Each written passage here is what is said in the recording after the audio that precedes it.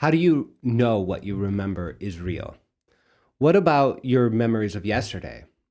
What about the memories that define you?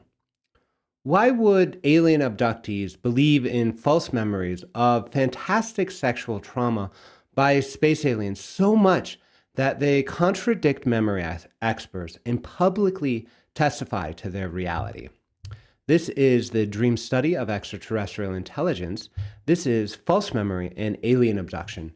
This is simply just a documentation of my inquiry. I've been diving into false memory research very deeply in the last couple of weeks after my inquiry into dream reality confusion.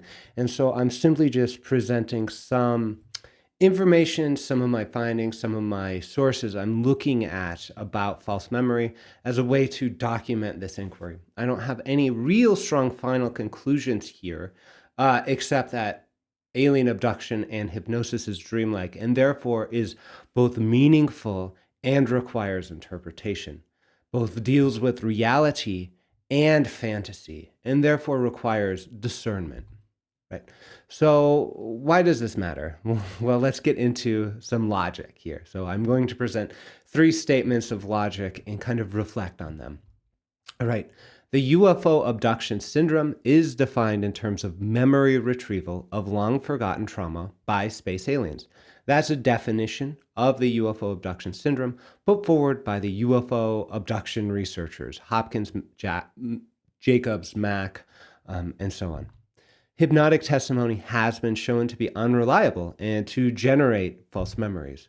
Therefore, abductee testimony is false memory. Now, this is what skeptics say. This is the logical statement. You go, it's just it's defined in terms of hypnosis, false and long forgotten trauma. Hypnosis is shown to be unreliable and generates false memories. Therefore, abductee testimony is false memory. However, hypnosis may actually generate forensic testimony. Therefore, we must apply complex and sophisticated validity tests to hypnotic testimony, right? The proponents of hypnosis as a means of memory retrieval will say, well, there was that one case where someone remembered a license plate or whatever, and it really helped the police. And so we actually need to get claims about that and to justify that, right? The fact that someone last century used hypnosis to get a license plate number doesn't mean anything about the hypnosis performed by Bud Hopkins or David Jacobs, right? So the resolution to all of this conundrum for me is that hypnosis is dreamlike and therefore may be interpreted like a dream, which sometimes involve memory and even psi faculties. So in dreams, we sometimes deal with precognition or shared dreaming, but we need sophisticated ways of talking about it. That's why I say dream studies is a great way, because we deal with these fantastic testimonies that sometimes have a very strong nugget of truth, wisdom, memory, or communication in them. Here's another logic of the false memory, right? Full recollection of the abduction event is blocked by aliens or trauma. Hypnosis counteracts the alien mind control or repression of trauma. It is not plausible that untrained hypnotists like Hopkins could counteract the advanced techniques of space alien doctors who can implant screen memories or whatever.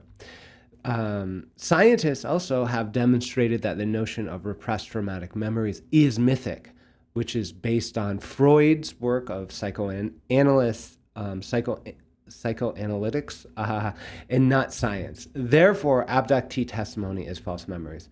So I want to walk through that a little bit. There's two things going on in this statement. One is this assertion, full recollection of the abduction event is blocked by alien mind control or trauma repression, right? So the hypnosis counteracts the alien mind control or trauma repression. Either way, either mechanism, we're not sure is working, mind control or trauma repression.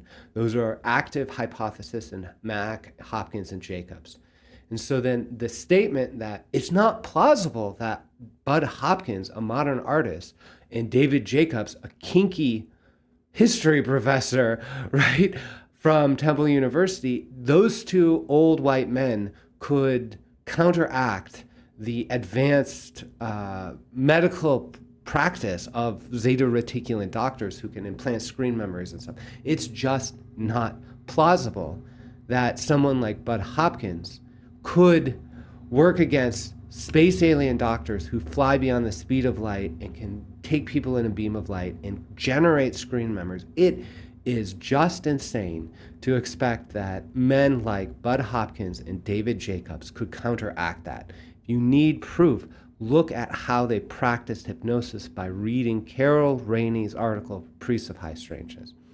So then we have to then go, okay, the alien mind control notion and that hypnosis can fight against it, that is really kind of obvious BS from the people selling that story. Even John Mack, right?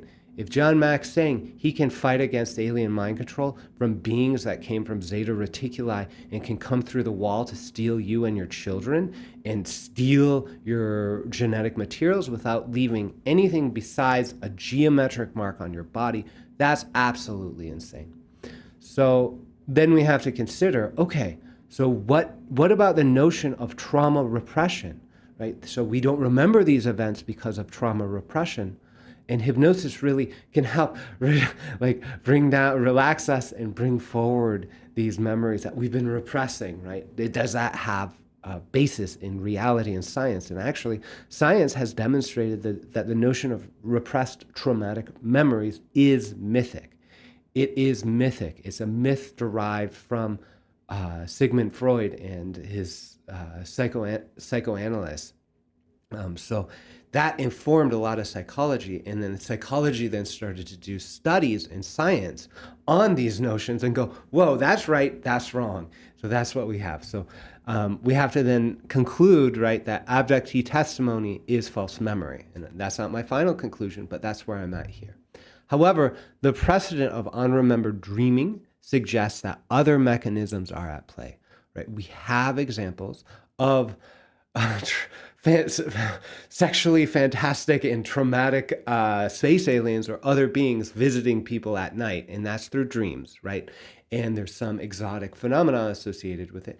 And we also have the precedent of us not remembering all of those things and then being able to remember those things through some dialogue process, right? That's normal for dreams. It's abnormal for memory, right? But this suggests that abduction memories or experiences may be studied through neuroscience, just like dreams are, or through dream studies directly. The resolution here is that abductee testimony is dreamlike and therefore is meaningful and requires interpretation. So that's the moral of this story here.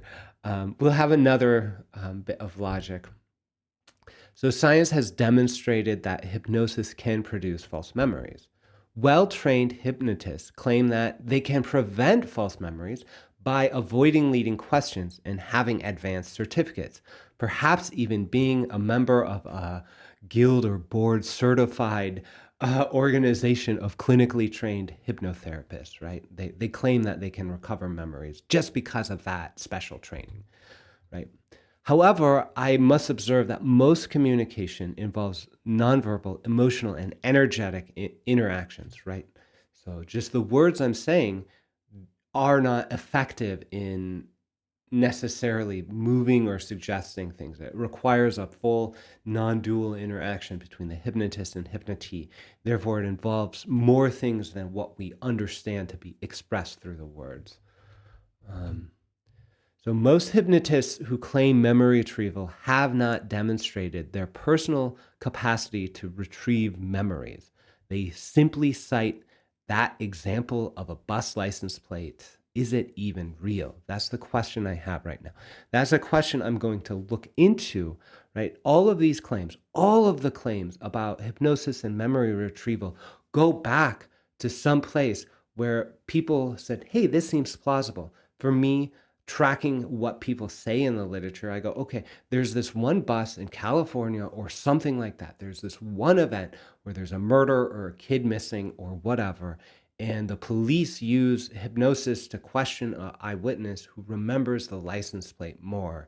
And that's the only real example that I've seen or seen talked about, right? I need to go through the literature and go, okay, are there actually other examples or not? But really, I haven't seen Dolores Cannon do this work. I haven't seen John Mack, Bud Hopkins. I've not even seen myself validate the method of hypnosis as forensic memory retrieval. I've not seen anyone do that. I've not seen myself do that. I've not seen myself even ask a client what happened, last week. In contrast, I've observed my clients not remember what they've done yesterday or last week, even in the state of hypnosis, even with suggestion, right? There's something else happening in hypnosis, but it is not direct memory retrieval, right? It feels like something like memory. It does, it really does, but it feels like something else is happening. And I just need to talk about that. Therefore, the notion that well-trained hypnotists can accurately retrieve memories is a hypnotic suggestion in and of itself, designed to sell hypnosis or abduction tales. Right? Unless someone is showing you proof that hypnosis can really retrieve memories in a way that is reproducible by another hypnotist and is producing actual documentation of memory retrieval, the person talking about memory retrieval in the context of hypnotism is a con man selling a fraud, right? That's what is happening here. They're not selling physical memory retrieval. They're not selling historic memory retrieval. They're not selling forensic memory retrieval. They're not plugged into those systems. They're selling abduction tales, and they're selling the identity of an abductee if you work with a hypnotist who says they can recover memories of abduction or is open to it, and who knows, it'll make you decide, but they're open to MUFON, and they're listed in MUFON, and their stories of their other clients are supported by MUFON, who have a sort of abduction narrative agenda, right? Like that sort of thing is problematic. And so I say that we need to hold the hypnotists who claim memory retrieval to the standards of science and say, prove it with not just abduction tales, not just these special cases, prove it with everyday memory. I want to see that before I trust a hypnotist to tell me whether or not they understand if an abduction memory is a real memory or a false memory, right? So that's really important to know. However, hypnosis and memory retrieval may be secondary to imaginal and spiritual notions of trance. Therefore, the spiritual use of trance may be primary. That's why I talk about the precedent of Dr. John Dee over and above Mesmer. That's why I talk about the shift of definition of what hypnosis is from what the APA put forward around 2003, which says, oh, it's clinical, it's research, to what they put out around 2013 or 14, which is, hey, you can use hypnosis for a variety of means, including spiritual means. The resolution to the issues of this logic is that the abductee testimony is dreamlike and therefore may be worked with through shamanic dream work traditions. We're not at a loss as to how to interact with it. We have traditions that have interacted with celestial phenomena, angels, daemon, these other beings that come into this world and speak in this way.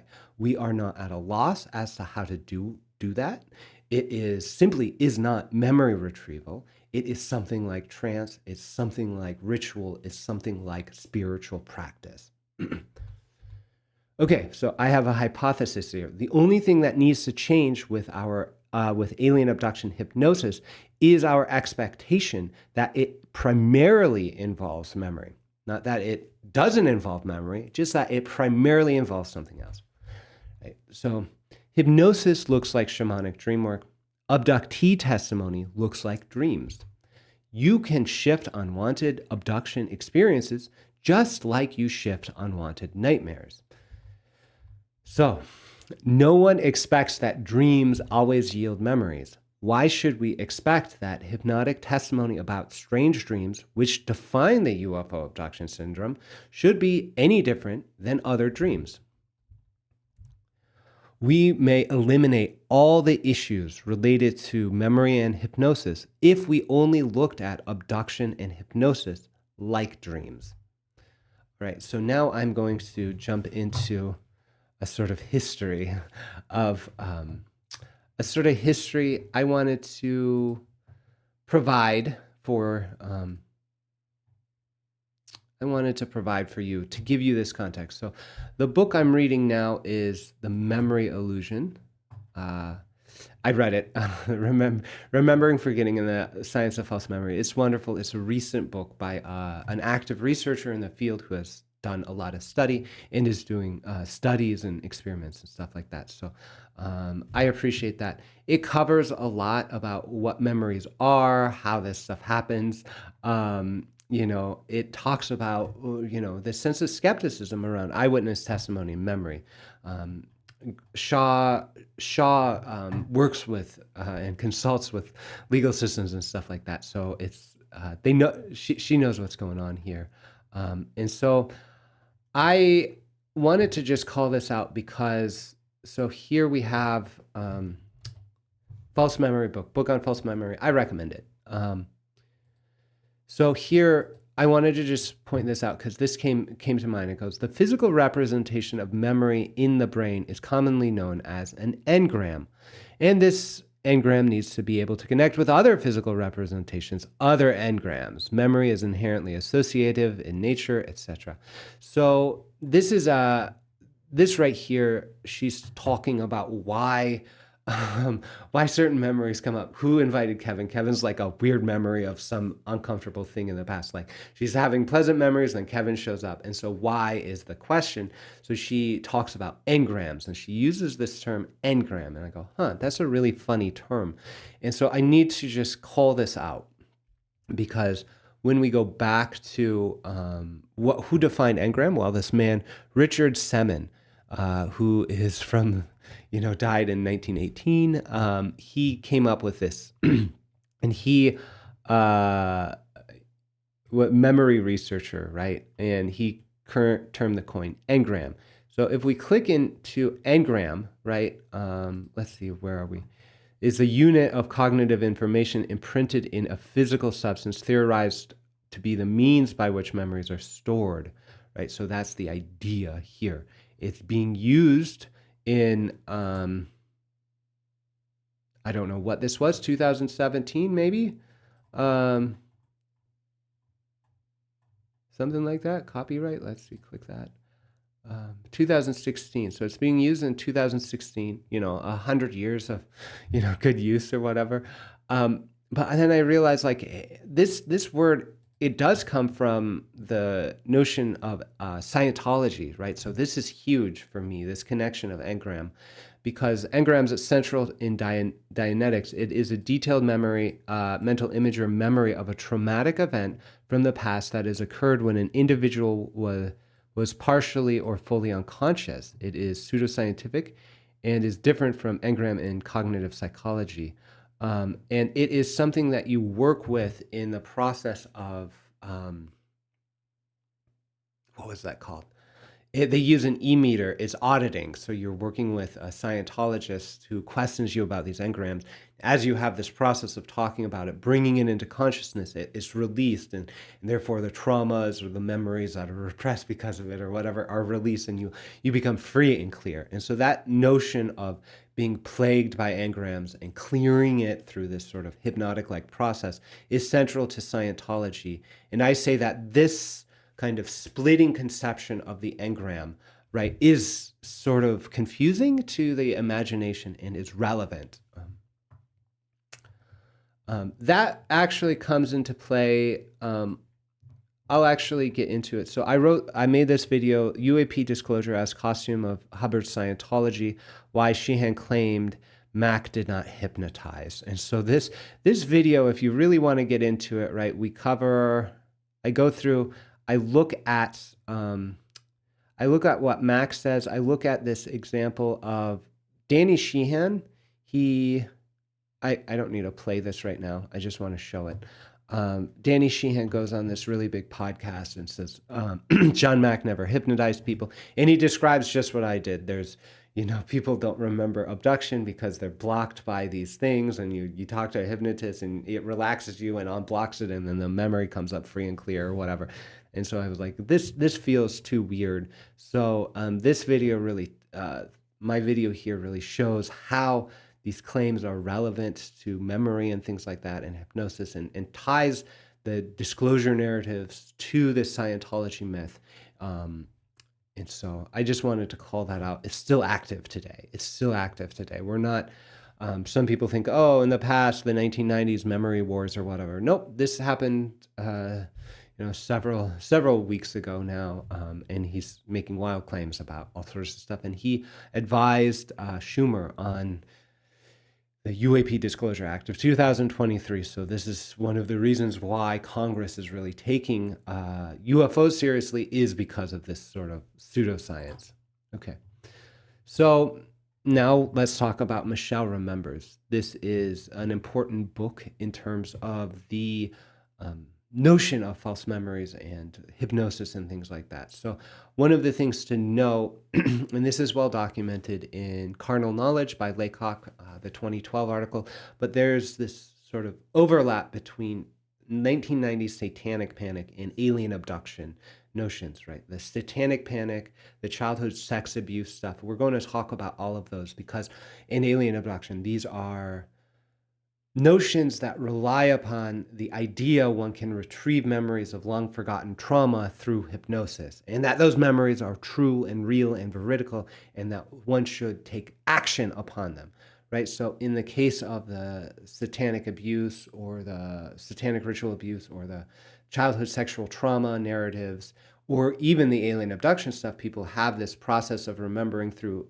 interacting with an interlocutor. That can be yourself, by the way. That can be the questioning part of yourself being like, did I really remember this? I read Bud Hopkins and he tells me that maybe this, maybe this, maybe that, and then you generate this thing yourself. That's fine. But so there's this sense of these three very different streams. It's like the satanic ritual abuse, childhood sex and like daycare stuff, and then alien abduction. These are all things, and they're saying, hey, okay, so in all cases, hypnotists got involved and they said, hey, these memories are real, we should take action on them. Michelle Remembers is one of the ones. They say it's a discredited 1980 book by a psychiatrist and his patient, eventually wife, right? And it talks about, it makes claims about all sorts of satanic stuff, and it really opened the door, right? And so then from there, we get this other mass market book, which is Bud Hopkins' Missing Time. This is, I believe, 1981. So it's 1980, 1981. There were precedents for these sorts of things in the past. Like, this isn't just 1980 happens and bam, it's here. I'm just saying these are the major books that I see as influential. So we go Michelle Remembers, Missing Time. And then the other thing I need to talk about is this, the Fels Acre daycare sexual abuse trial. That's what Shaw talks about in her book, and it's in 1984. So we got 1980, 1981 with Missing Time, and then 1984. All around early 80s, there's these events that define the possibility that satanic ritual abuse, alien abduction, and childhood sex abuse in these sort of recovered memory way are real legitimate phenomena, and that we need to take action. So then that happens, right? That happens. And then we fast forward to the early 90s, right? So we get this Unusual Personal Experiences booklet, which I say is immensely important because it conducted a survey. It sent this booklet to 100,000 mental health practitioners. It says, hey, UFO abduction syndrome is a thing, and you can address it using hypnosis and gain memories about it. That's 1992. That's influential. From there, right, we get Mac, we get Jacobs, we have a whole lot of stuff ascending into mainstream notions. I say that something similar with these sorts of trials happened, and so we have this rising ascendancy of this sort of myth of repressed memory, long forgotten trauma thing. And then we get in 1994, Elizabeth Loftus makes the book Myth of Repressed Memory. She does memory research. She kind of contradicted a lot of these claims, and then there was this movement in the 90s, and then this sense of almost proving false memories about these things. That's where we get the research from Clancy and McNally about abductees. That's in early 2000s. And we should just call out Clancy, actually.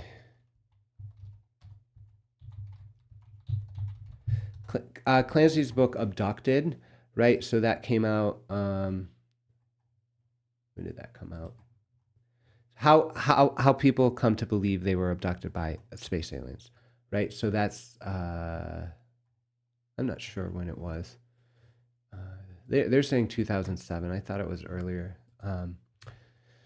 She did some publications earlier. That's 2002, 2005 with McNally and stuff like that. So that's, that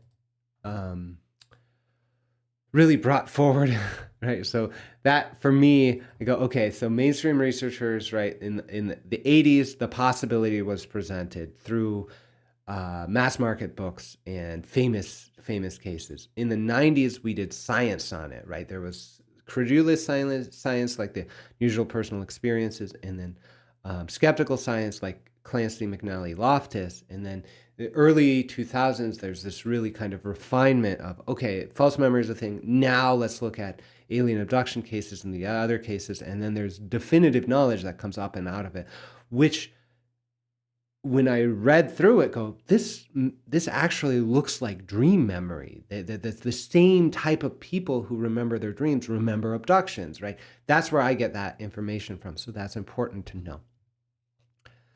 And then you'd think, okay, right, 2011, right, Priests of High Strangeness. I need to call this out too, right? Priests of High Strangeness. Priests?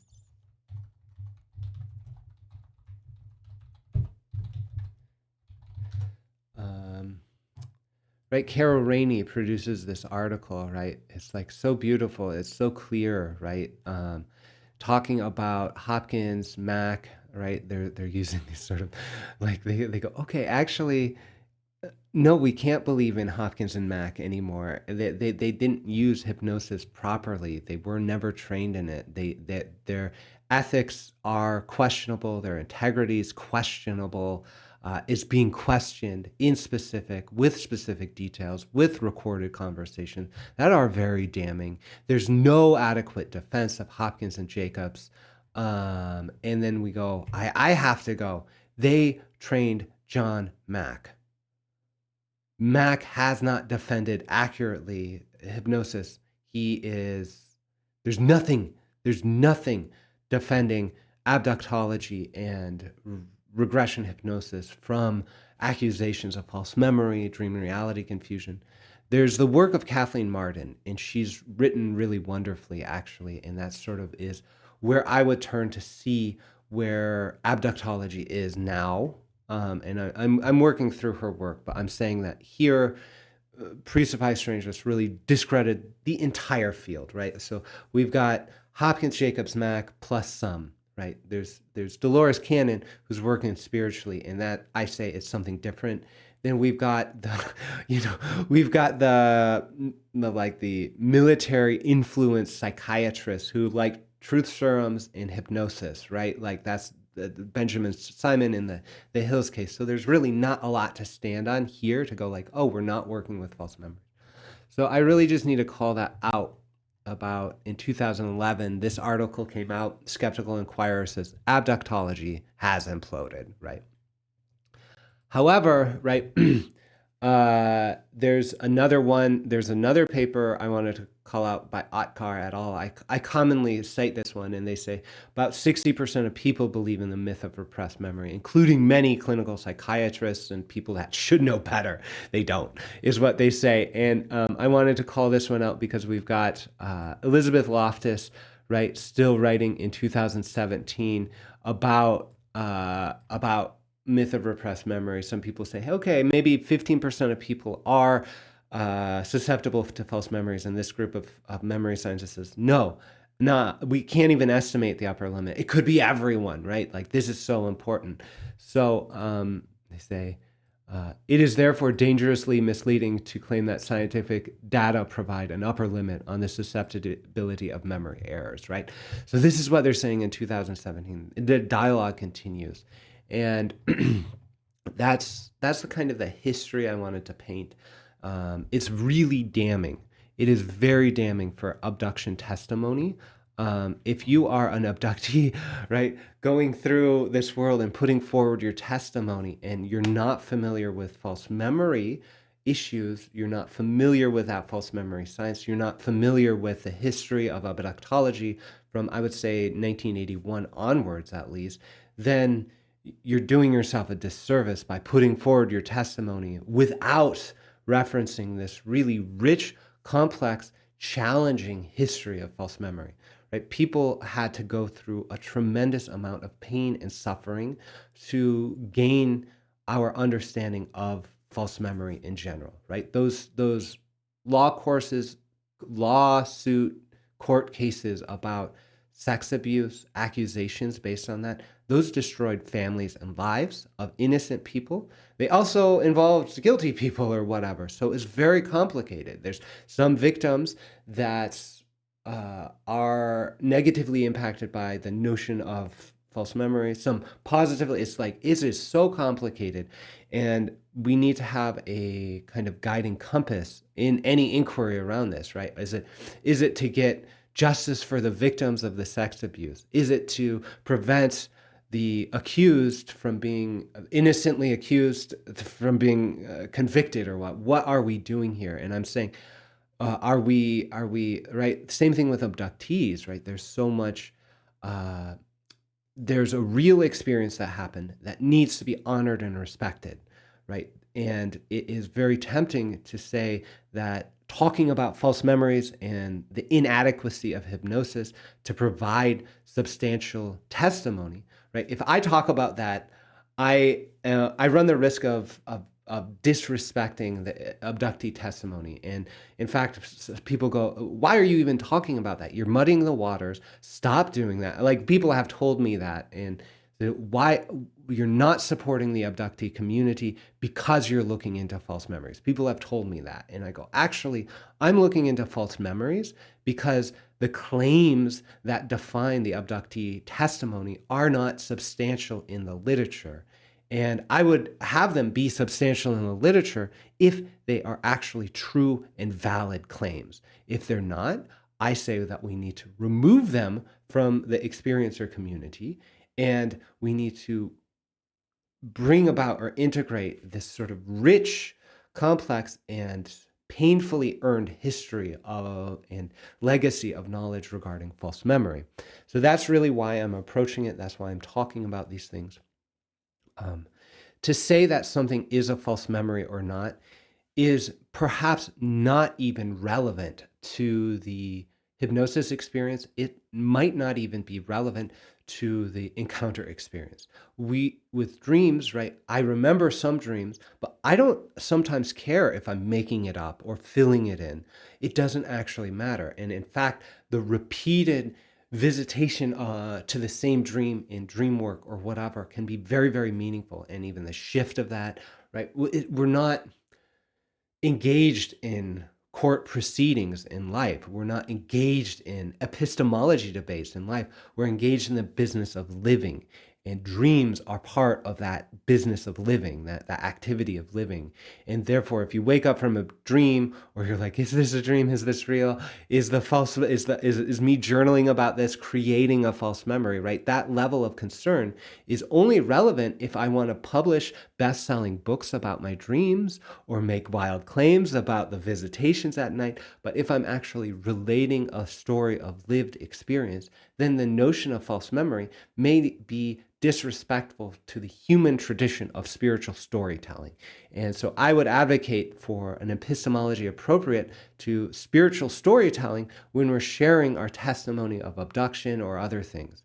And then I would advocate for an epistemology, a forensic epistemology that needs to involve repeatable science if we're using the abductee testimony or these dreamlike experiences as evidence in courts of law, like we would in the disclosure narrative discussion, right? Or other things, right? So I'm saying that in this example, right? So you can have a dream, right? That so-and-so, a family member abused you, right? You can have a dream that a family member abused you, right? And then you go, oh, is this proof that they abused me or not? Well, you can work with that dream and go, it's absolutely true.